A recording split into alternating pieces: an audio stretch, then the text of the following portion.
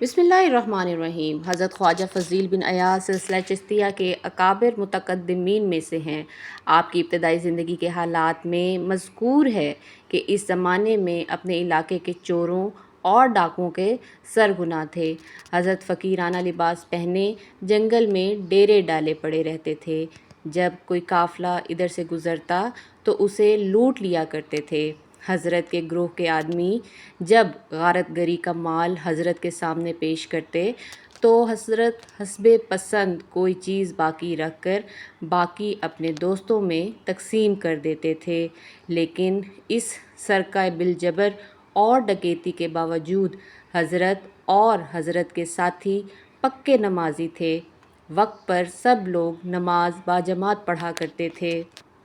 جو شخص نماز نہ پڑھتا تھا اس کو اپنے گروہ سے خارج کر دیتے تھے۔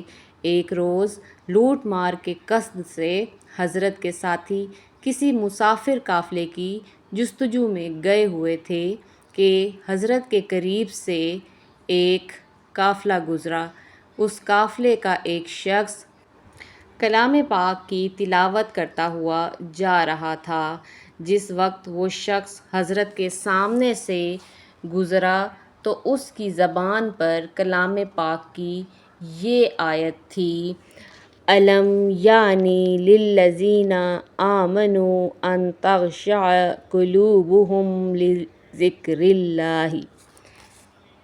یہ آیت سنتے ہی حضرت کے دل پر سخت چوٹ لگی، جسم پر لرزہ طاری ہو گیا۔